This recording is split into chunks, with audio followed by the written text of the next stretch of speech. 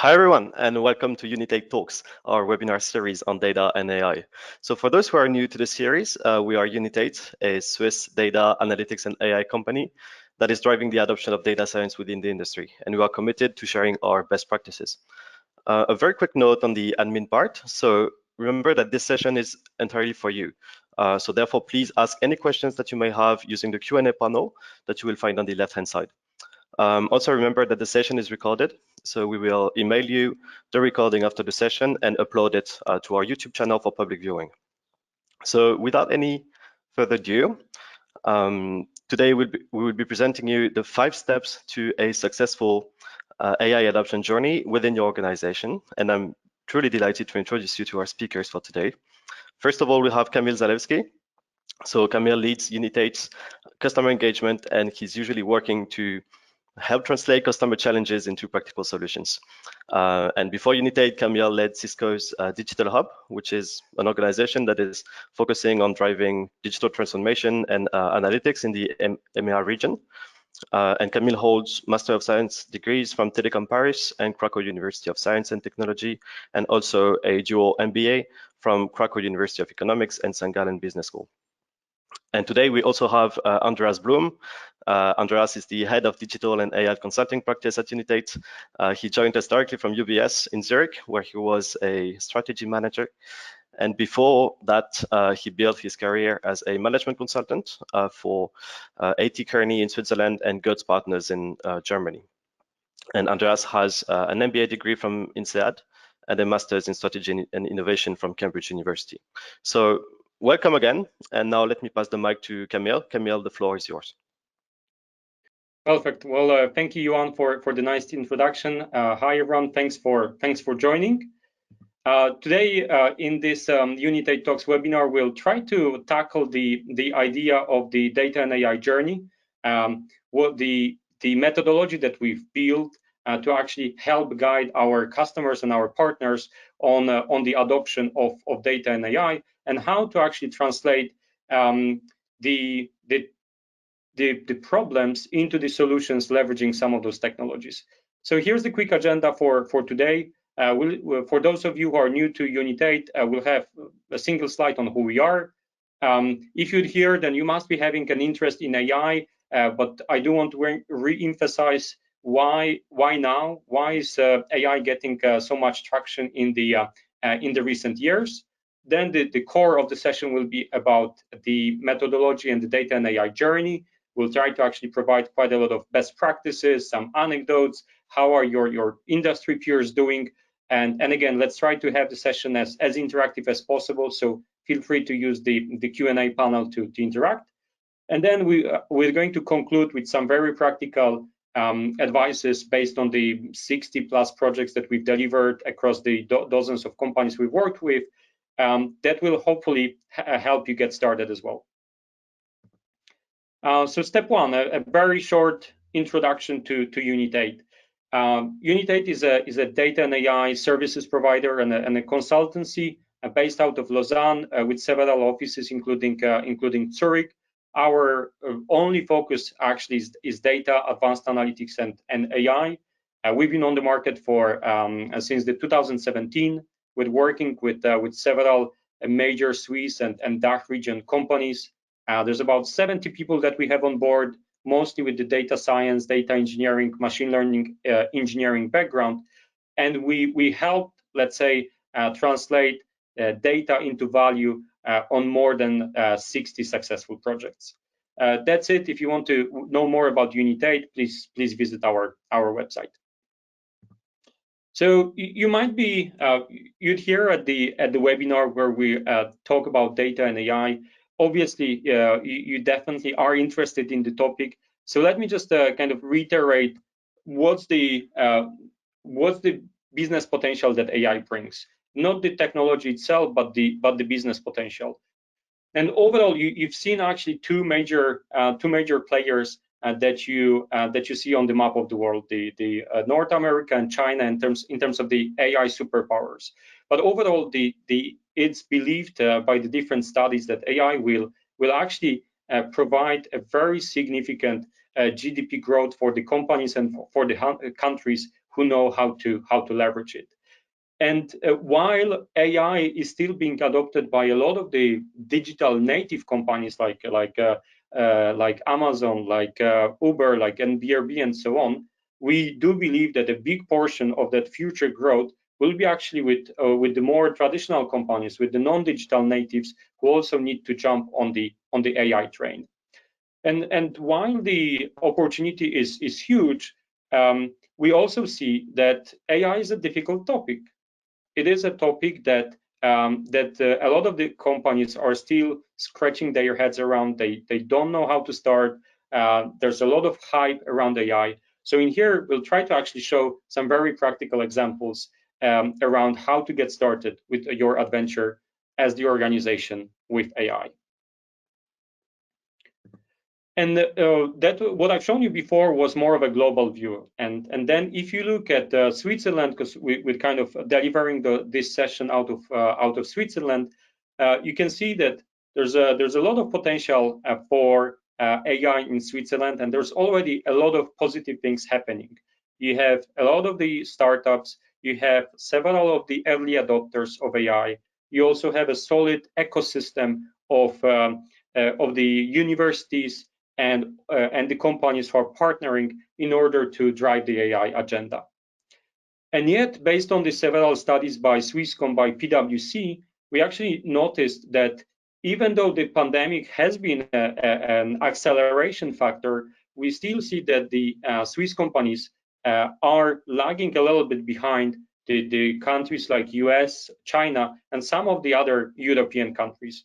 So with those sessions like Unit8, we're really trying to evangelize the community about the opportunity that AI brings to you as organizations, but also to the broader society as well.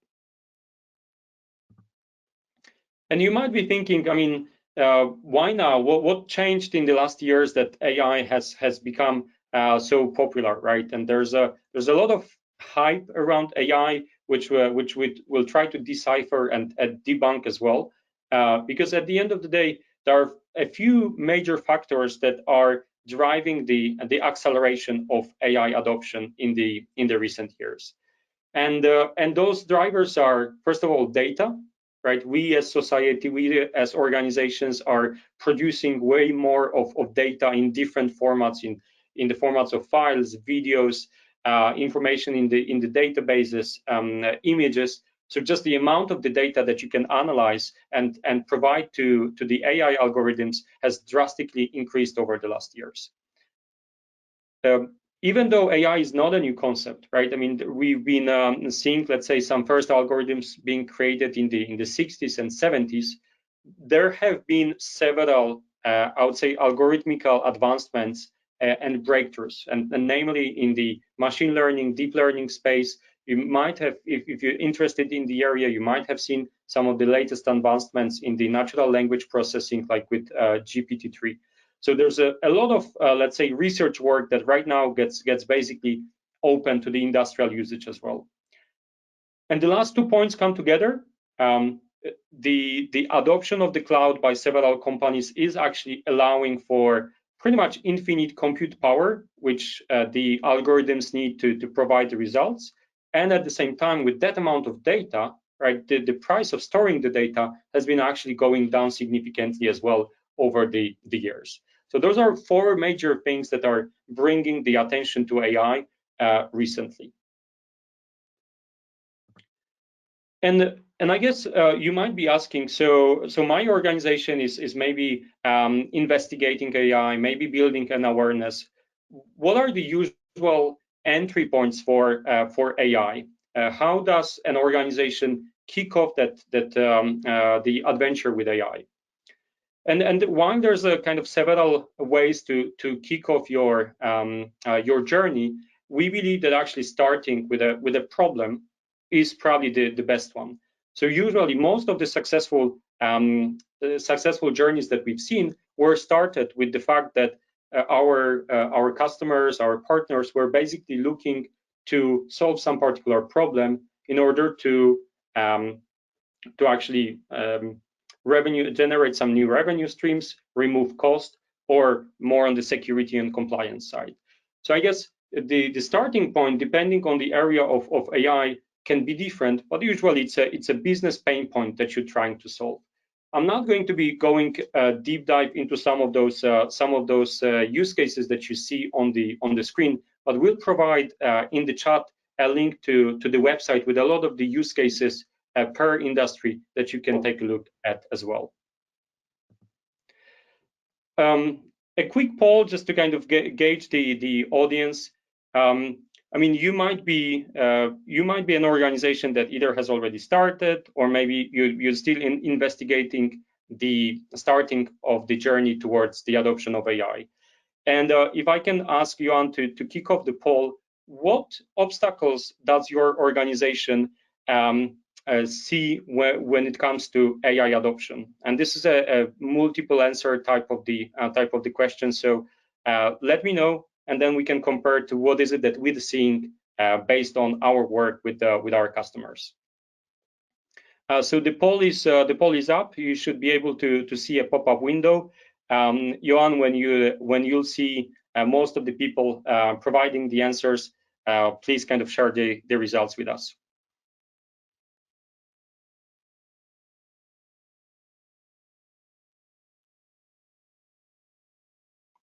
Just going to give everyone 15 more seconds. Perfect, thank you. And I see Johan posting in the chat some useful links. Feel free to leverage those as well. Perfect. Can Andreas, Johan, have you shared the results, the interesting results with all of the attendees? Yes, it is supposed to be shared now. Perfect. So as you can see, I mean, it's nicely equally, let's say, balanced between a few factors. It seems that the two major ones are about understanding the potential and the opportunity that AI brings, and also the lack of stakeholder buy-in, right? So yes, it takes time to build for AI to be kind of understood and to build certain credibility in order for the organizations to invest further. The two other factors, as you see, difficulties in starting in finding the right starting point, and also I guess maybe some legacy, maybe some silos on the data and the infrastructure side. This is actually quite in line with what we're seeing on the market. Very often we're actually seeing that the organizations are having most of the issues actually with the starting point. How do you actually convince your stakeholders in order to make the first move? Now, this was a brief introduction in terms of AI, the state of AI overall and in Switzerland. I'm going to pass the mic right now to my colleague Andreas, who will actually go deeply into the actual journey, so that we can share the methodology that we've developed over the years of working with our customers. Andreas, the floor is yours.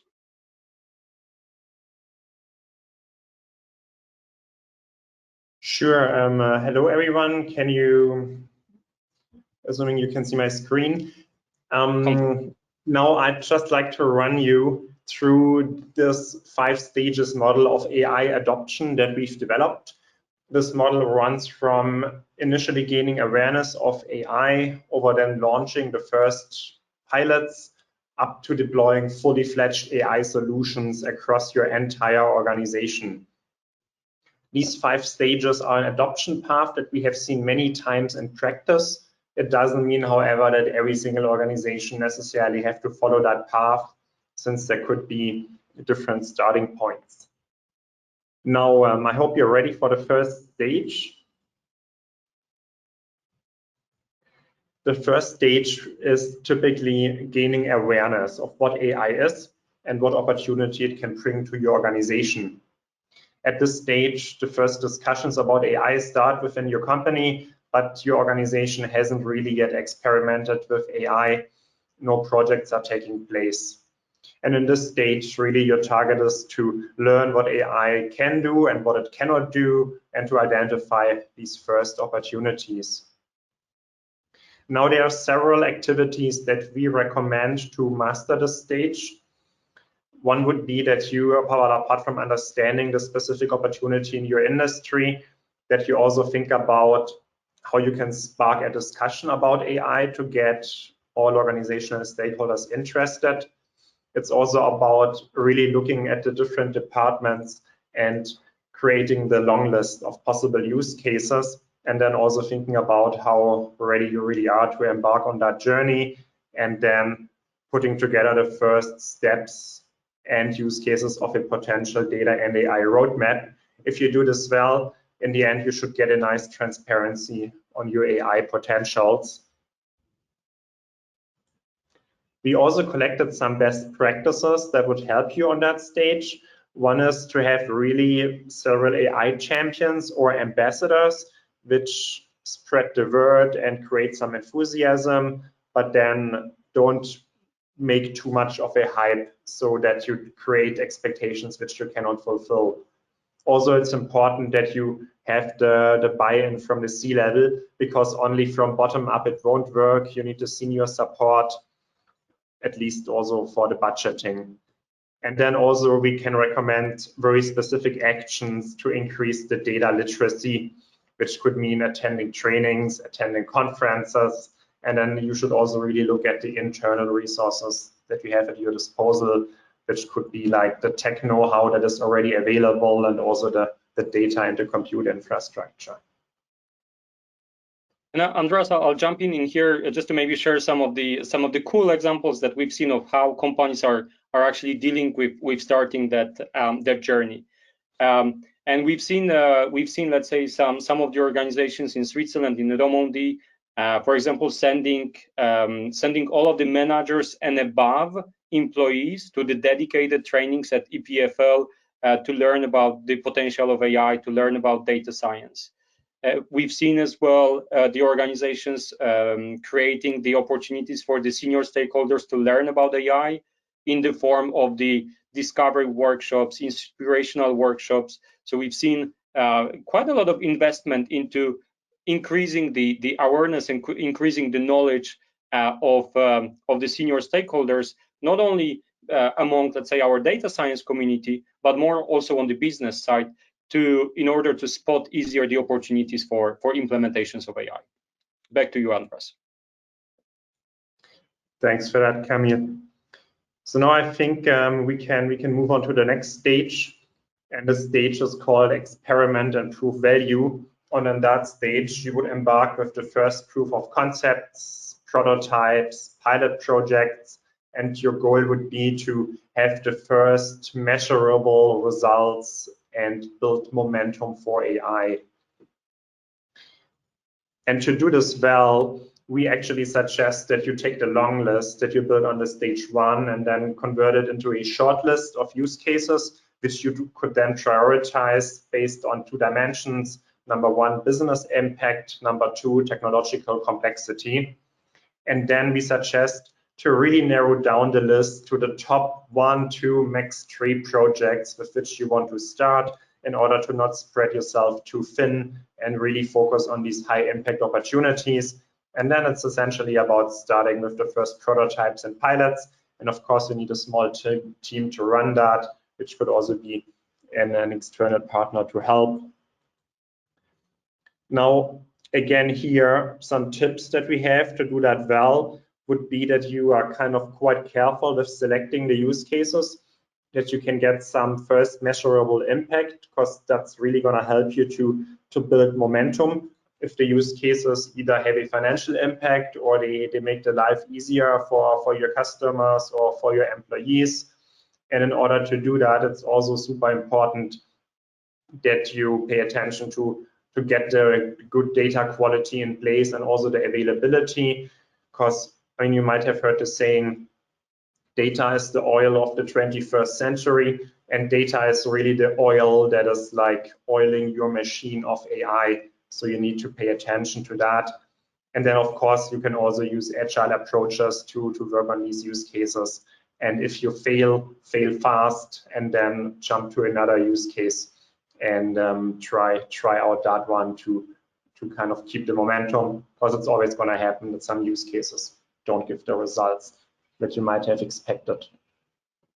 And Andreas, I'll chime in here as well with some practical tips. So this is actually the selection of the first use case is actually something that can really make or break the impression of AI in your organization. So we really strongly suggest to follow certain kind of quick methodologies that you can leverage in order to find that technically feasible and yet business impactful type of the use case. We did record a separate webinar just on the topic of how to make that selection. We'll copy paste the link into the chat. There's a few cool concepts how to make sure that you focus on the right things, and how do you build maybe a quick business case for an AI use case leveraging so-called AI business canvas methodology. So more in chat. Again, back to you, Andreas. Now, once you've started the first prototypes, it's really about getting to that stage 3, which is about making a scalable and a measurable impact. And this would mean that you then get several projects fully deployed in your organization. So you're moving from the prototype in an isolated environment to the deployment in production. This would also mean that you essentially have fully rolled out the solutions and you can measure the impact of them. Here it's very important that you share what you learn across the organization so that all of the departments can benefit. And also here it's very important that you have an executive sponsor, because at this point the activities, they also start to require more and more funding. So you would have to secure that. If you do this well, you are already gonna see a first impact financially, which could be on the revenue side or on the cost side, depending on the use case that you select, or it could also be on the topic of risk mitigation or, like, say, regulatory topics, depending on the kind of use case. Again, here some best practices would be to really pay attention to this critical stage when you take the pilot out of this pilot environment and shift it into the production environment, because that's very often the make or break decision. And then it's also important that your solutions are explainable to everyone who is using them and to the wider organization, because we have noticed if no one can understand the solutions, then also people will stop using it. The same is with the training. I implemented an AI project for a leading Swiss bank, and there we also noticed that if we don't invest enough time in the user training, then no one will essentially use it. And while we only found that out because we put the monitoring in place and it was a regular reporting to senior management. And it's really a little bit of a carrot and stick approach. I'd say that you incentivize your employees to tell them the benefits that they gain from using this, but also if you report the usage and then you see someone is not using it, then it also makes sense to pay attention to that, because only if you measure it, you'll be able to manage it. Yeah, and I think now Camille actually has a quite nice case study on that stage 3. So I mean, we've been giving you a little bit of the theory of the model that we've built based on working with dozens of the companies on that journey. So I kind of thought that I'll pull some real life examples to illustrate how that journey could look like for one of the Swiss customers. So in here, we actually partnered with one of the major Swiss chemical companies based out of Romandy. And we've been approached again with a business problem. The business problem was the fact that one of their production lines was actually not performing as they would like.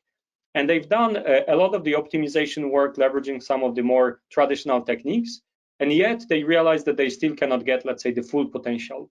So we've actually partnered with that organization to use data science and advanced analytics to really understand, can data help to increase the throughput and increase the productivity of that production line.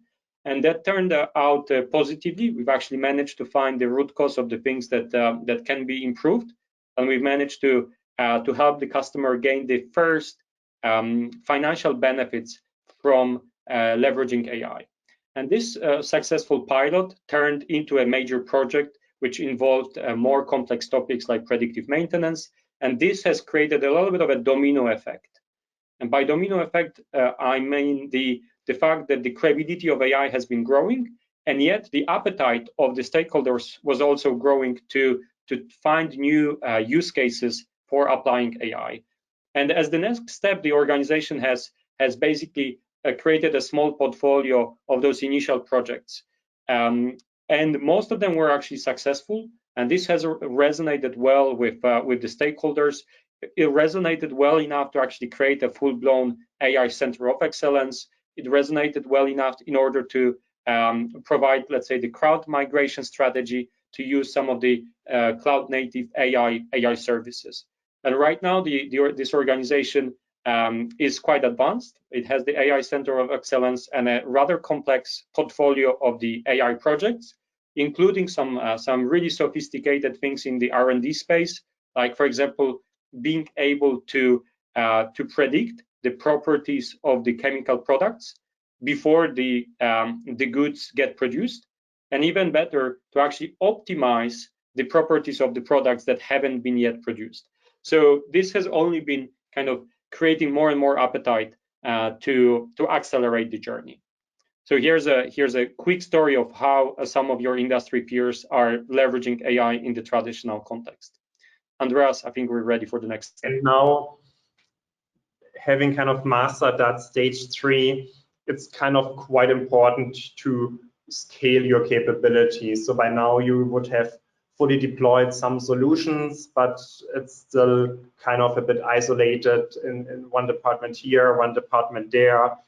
So now it's really about considering and applying AI to new products and services as a regular thing, and also in your interactions with customers and suppliers, and also like deliver multiple solutions in parallel, and so that you actually get a clear business value and a positive return on invest out of that. In order to reach that stage, now it's really time to finalize your AI strategy. Now that you have more and more solutions running, you also need a data and AI infrastructure concept, and then you kind of need to back that up by the actual implementation of the tools. And then also the question is, do you stay on-prem or do you move to the cloud? And then one key element really is the democratization of the data usage. So what do I mean by that? Essentially, it means that you make the data consumption easy for your end users. And by consumption, that could be that you have, say, dashboards available for the end users that they can use easily, or that you have a data platform for experimentation or for building solutions. And then here you would really get a quite substantial financial impact already if you do this well. Some tips on doing that. Again, it's super important to have the strong tech foundation. We'd also recommend to, in large organizations, go for a business translator role. So that would be an employee who can speak the tech language on the one side and the business language on the other side, so they can a bit bridge the gap and break the silos between tech on one side and business on the other side. It's also very important that you become attractive for tech talent. So what do I mean by that? Essentially, when you want to hire data scientists, you're competing with the Googles and the Amazons of this world in terms of workplace attractiveness. And this is not really about offering a huge paycheck, but it's more about offering a great culture that has freedom to experiment, and that you also have respect and learning opportunities for your data scientists and data engineers, so that you really have the feeling that they are like valuable employees and not in any way, let's say, inferior maybe to some of the business people or people in other departments. And then we also recommend to kind of have this feedback loop with the users of your use cases so that you can improve. Just one final tip is that we often see this kind of mushrooming. So we also did a project for a famous Swiss watchmaker, and they kind of had AI use cases popping up in quite different departments. And sometimes you can have the issue that every department does its own thing and they don't talk to each other. So you want to avoid that. And if you do have this decentral model of AI, then you still need to ensure that there is an exchange. But you can avoid this by also having a central body who is kind of overlooking all your AI activities. And maybe I'll jump in just very quickly in here. We're also seeing that this stage is where you also really modernize some of your infrastructure. You remove some of the data silos. You invest in the right tools and data science capabilities, data science platforms. We've seen that creation of that governance and the right tools allows for the organization to actually move forward jointly, rather than every organization kind of planning the tools, the processes, the policies separately. Back to you, Andras. Now we're coming to the last stage, and this is actually a quite complex stage, because here you would leverage the full potential of data and AI. And here the objective is that you implement systems and processes which enable you to make data and AI a core component of your business, which helps you to derive a sustainable competitive advantage. And this then is also about putting in place the right governance for your data and for the machine learning models. In our experience, it takes quite some time to reach this stage. At the moment, this stage is dominated mainly by the digital native companies. So think about Google, Amazon, Netflix, Uber, Facebook. They are almost AI first companies that have like AI and analytics use cases really across the company. That's a core of the business model. But then you also have some players from the traditional industries which are starting to excel in this. One example could be ING, which is the large Dutch bank, which is already quite advanced when it comes to data and AI. Again, here some of the really the core topics that you should do would be to continuously improve your infrastructure and platform operations. This is also then about the topics of data and model governance. So you don't want to have these black box machine learning models that no one understands. You want to have put processes in place that help you to understand what's going on in these models. Also, a key topic is really the ML ops, which means that you kind of have an automated pipeline which brings your ML models into production. So that means that you have ongoing quality checks and we have a retraining of models in case of data changes. And then also the security is key. And if you master the stage, really you can log in these financial benefits and also then really spread them across the organization. Now here, again, ownership guidelines and the allocation of the responsibilities is quite important. Also, many organizations at this stage, they build up AI center of excellence to bundle the know-how. And then you can also think about a safety transformation, which kind of brings then agile to your whole organization, which can help with these practices. So now that's been a brief summary of these 5 stages. Here you see them again, all 5 of them, from the gaining awareness up to the leveraging the full potential. I'd now like to conclude this session with another poll. So you should now see the poll popping up. And we'd like to ask you, at which stage of the data and AI journey is the organization that you work for? Please select one of the 5. And if you're like a management consultant, then maybe just take the one from your current client or your last client.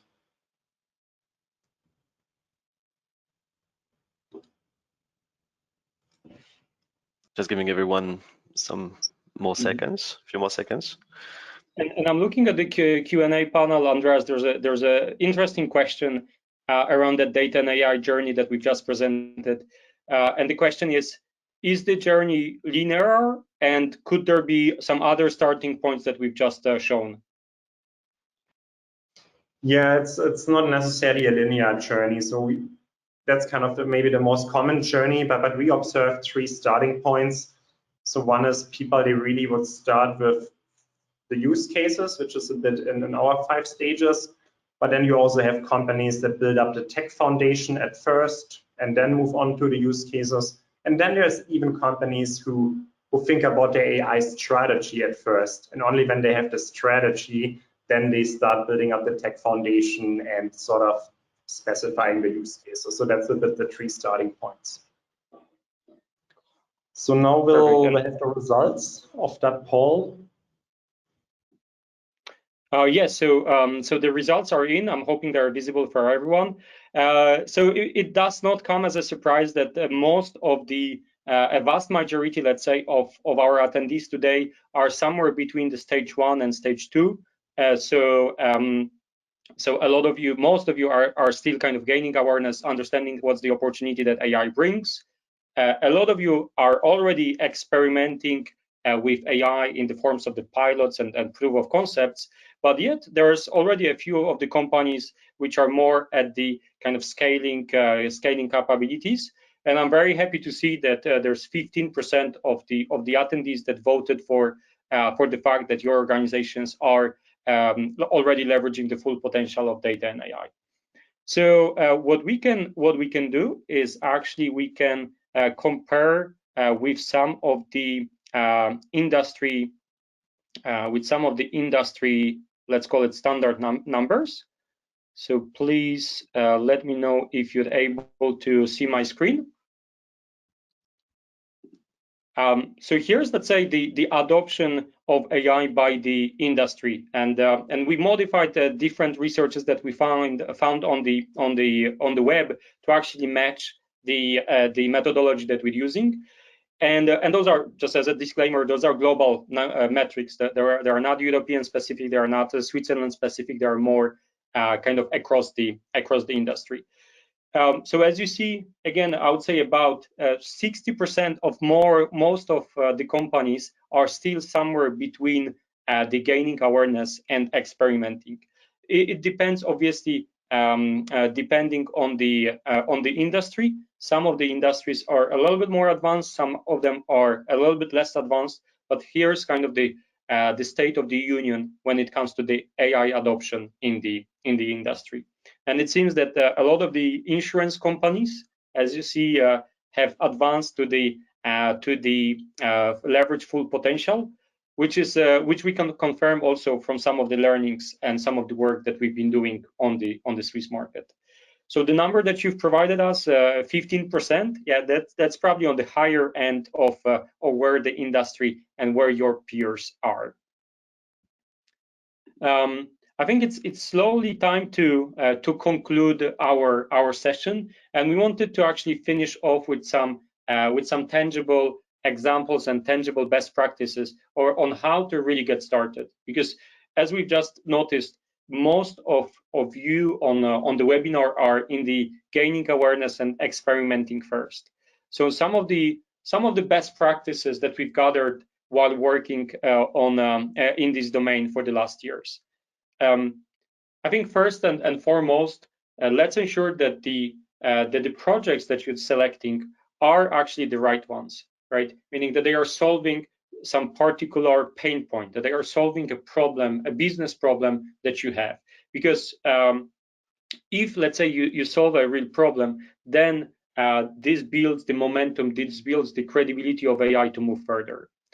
Again, we cannot emphasize enough the importance of selecting the right projects at the very beginning. Please try to focus on the projects that can generate value relatively quickly and that are really technically feasible, and the effort that you need to put in is not a ginormous one. We've seen the organizations trying to really start the journey with some really complex projects. And yes, the business problems that they were trying to address was also very big. But if you go for a high complexity, high impact type of the case, there's a very big chance that you'll get stuck, and this will discourage the organization to invest further in AI. Important part, proof of concepts, proof of values, pilots are probably the most important mindset that you have in here, that you can have in here. Fail fast and really iterate in order to build the AI projects, AI products, because only then you'll come to the kind of end state that you want. Andreas mentioned somewhere about the business translators, and I think it's really important to make sure that the domain experts do speak with the data experts. Very often, those two groups seem a little bit like from two different worlds. And being able to actually understand the business context, understand the core expertise of your organization, and being able to bring that together with the data and AI expertise is one of the key factors that we've noticed. So we need to make sure that the gap in the communication, in the business understanding, gets removed before you can actually scale further the AI journey. And again, the communication about the successes, communication about best practices is actually key in order to spread the good word and build the visibility of AI among your stakeholders as well. So I guess to conclude today's webinar, I hope that by now we convinced you that AI represents a major opportunity and that there's a lot of the potential which the companies should be actually embarking on. There's a lot of the attractive and already proven use cases available on the market. So you don't need to reinvent the wheel. You can actually leverage the experiences of some of the organizations that maybe are a step ahead of you to find the projects that will actually create the momentum for AI in your organization. The core of today's session was about the AI adoption journey and how organizations are actually maturing their AI capabilities. Feel free to leverage our methodology. I think it actually can help you accelerate the journey. And I guess the most important part is, dream big, but actually start small, right? So pick the projects that can be the quick wins, pick the projects that can be successful, that have the highest chances of the successful completion. But I guess the most important part is dream big, start small, but start, right? The opportunity is there, and it would be a shame for you not to leverage it, right? With seeing the organizations already having some very tangible business benefits coming thanks to AI. With that, let's open it up for a quick Q&A. I noticed that we almost ran out of time, but I'm sure we have time for one or two questions. Absolutely, Kamil. Thank you very much to both of you for the session. So we do have a few interesting insights from the Q&A panel. First of all, so let me rephrase it a little bit maybe, but could you maybe give the audience some insights about the Swiss market? I mean, specifically, with all the projects that you've been working on in Switzerland, what are, let's say, some drivers or basically some observations about AI adoption in Switzerland? Okay, so it's more specific to Switzerland. Okay, I would say that if you were to ask me this question about 2 years ago, before the pandemic, I would unfortunately say that Switzerland is lagging a little bit behind in terms of the adoption of AI. We all know what happened over the last 18 months, and digitization became a major topic, and we've seen a lot of the companies actually leveraging that opportunity to jump as well on the AI train. So while we see Switzerland still not being an AI superpower, we see the positive trend on the market and a lot of the experimentation. So I would say that most of the organizations that we're seeing right now do tend to at least have started some level of the experimentation with AI. All right, thank you. I mean, that bridges with another question that we had regarding the pandemic. So fantastic, thank you very much. Maybe one more also that came on the last slide, I think. In the context of AI, what would you say that the difference is between a proof of concept, POC, and a proof of value? Oh, okay. POC, POV. POC and POV. Yeah, maybe I didn't pay enough attention to actually explain those phrases. So in the development of the AI projects and products, the concepts of proof of concept and proof of value are quite important. The POC is basically focusing on proving that the idea that you have works from the technical perspective, that you can actually implement it and that it's going to work. While POV, which is proof of value, is basically building on top of that, that not only the solution that you have in mind is going to work, but also that it will bring the business benefits or the business results that you have that you've anticipated for the projects. So that's the difference, that POC is to test the idea if it's going to work, and then the POV, proof of value, actually adds on top the business benefits that if the business are benefits that you're planning are actually there as well. All right. Okay. Very clear. Thank you very much. Okay. So, I mean, there was one more question regarding the mistakes. So basically, what is the biggest mistake that that you've seen in building an AI journey? I think you covered that, Camille, already. But could you give maybe one very specific example that comes to mind?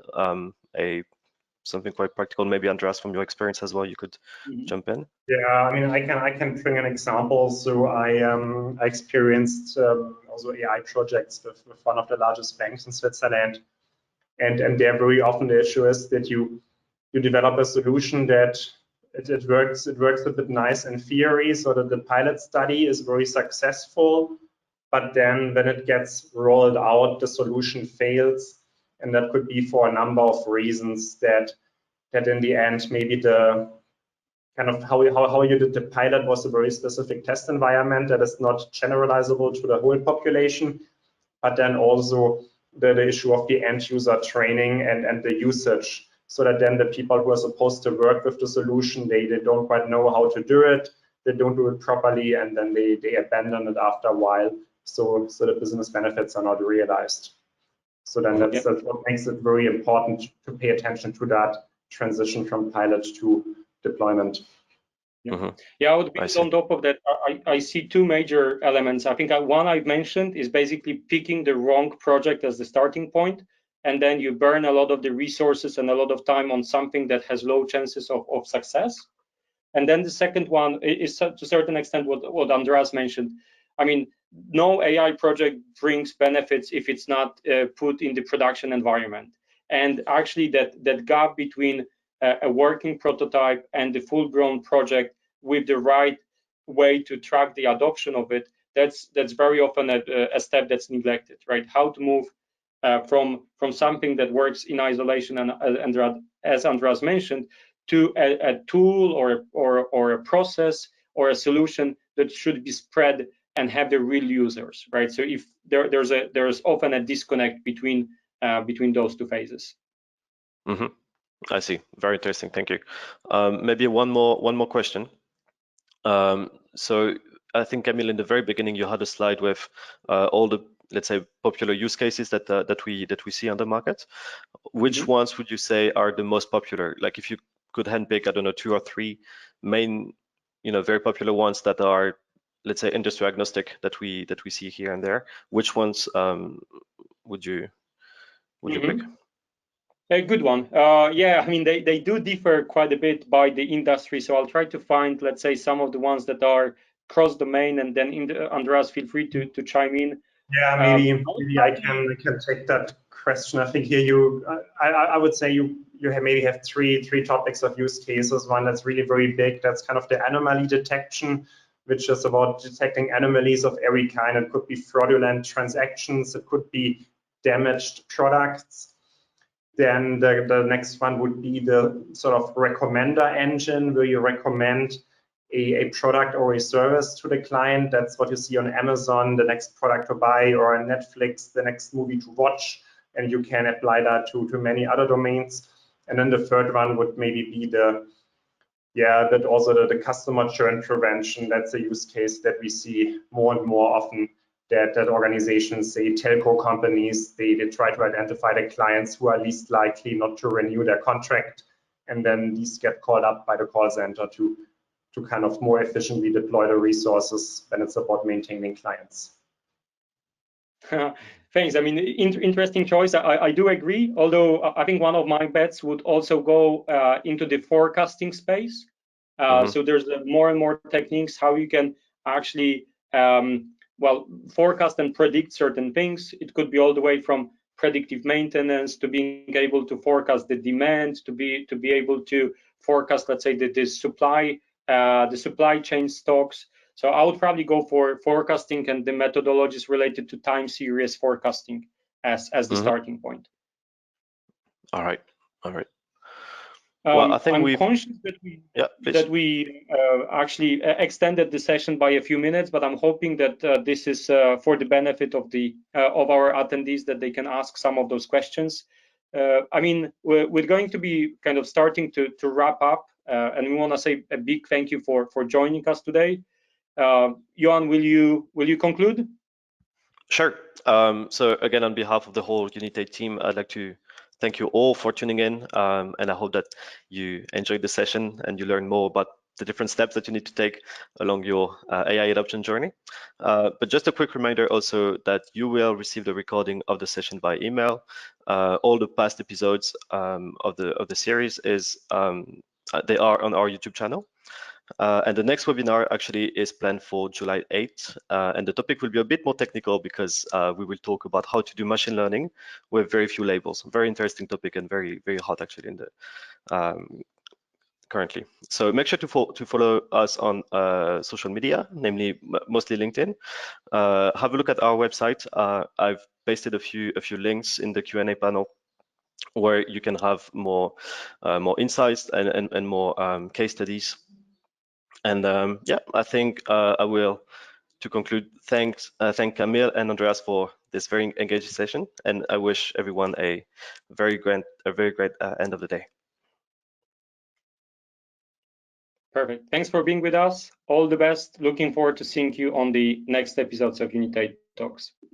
Thanks, guys. Thank you very much.